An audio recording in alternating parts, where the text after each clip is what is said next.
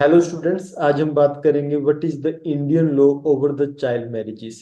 अगर हम बात करें चाइल्ड मैरिज के ऊपर, इसको हम डिवाइड कर सकते हैं personal laws and the secular laws.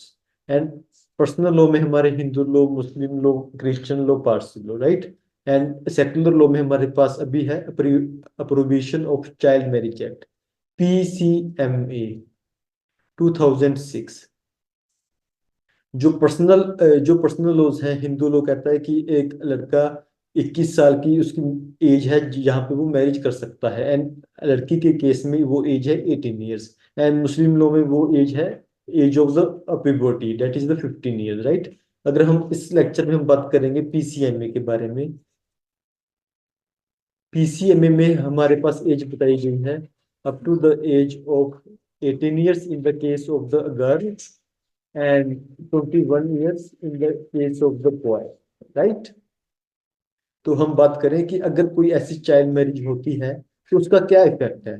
First effect उसका है कि सेक्शन 3 ऑफ द PCM में बताया गया है कि such marriage is a voidable marriage, which means कि at the option of the minor आप मैरिज को वॉइड डिक्लेयर करवा सकते हो। बट आपको इसके लिए आपको within the period of 2 years, जब आप 18 ईयर्स के हो गए तब आपको 2 साल के अंदर अंदर कोर्ट में सूट फाइल करना है, तो आप इस मैरिज को अनल करवा सकते हैं। And as in general rule इसमें क्या है, अवॉइडेबल।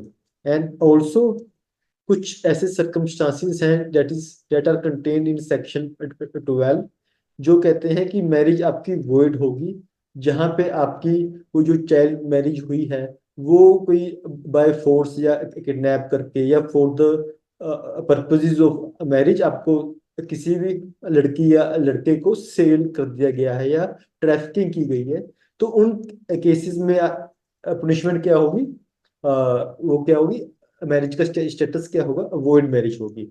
अगर मैं बात करूं पनिशमेंट की कि आपको क्या पनिशमेंट आपको दी जाएगी, that is contain in section 9।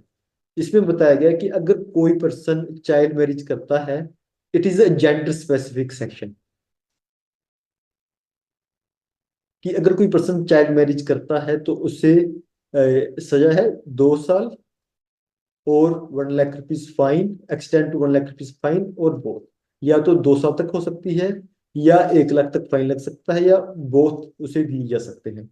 मैंने जेंडर स्पेसिफिक इस वजह से लिखा कि अगर अडल्ट मेल किसी माइनर लड़की के साथ शादी करता है वो, तो उस पे उसके ऊपर सेक्शन 9 का लाइबिलिटी लग जाएगी।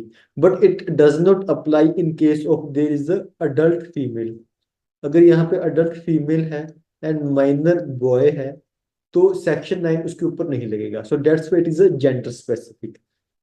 लाइकवाइज जो सेक्शन हमारा 10 है, ये पनिशमेंट देता है जो पर्सन अबैट करते हैं जो या कंडक्ट करवाते हैं चाइल्ड मैरिज। इट मीन्स कि जो पेरेंट्स हैं, चाहे माइनर के चाहे मेजर के, तो उनकी भी अलाइबिलिटी सेक्शन 10 में बताई गई है। And also the that person जो कंडक्ट करवा रहे हैं, फॉर एग्जाम्पल कोई पंडित जी हैं तो उनकी भी लाइबिलिटी होगी। इसमें क्या है, 2 साल की सजा plus 1 lakh rupees fine, extend to 1 lakh rupees fine, right. तो इसमें ये सजा है। और अगर मैं बात करूं कि जो चिल्ड्रन पैदा होंगे इसमें से चाइल्ड मैरिज से, उनका क्या स्टेटस है। सो उनका स्टेटस है डीम्ड लेजिटिमेट चाइल्ड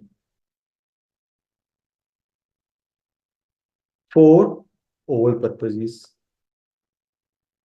राइट। आप इसको section 16 of the Hindu marriage act के साथ आप इसको रीड कर सकते हो।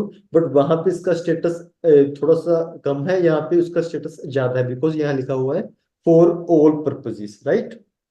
एंड अगर मैं बात करूं कि अगर आपको कहीं पता लग रहा है कि कहीं चाइल्ड मैरिज हो रही है, तो आप कोर्ट में एप्लीकेशन डाल के इंजंक्शन ले सकते हो कि वहां पे चाइल्ड मैरिज होने वाली है, कि या वो पेरेंट्स अपने बच्चे की चाइल्ड मैरिज करवा रहे हैं, तो कोर्ट से आप इंजंक्शन लेके, तो कोर्ट इंजक्ट कर देगी कि ये मैरिज ना हो पाए, राइट। सो यही था हमारा PCMA के मेजर मेजर प्रोविजंस जो कि हर एक पर्सन को पता होने चाहिए। शुक्रिया।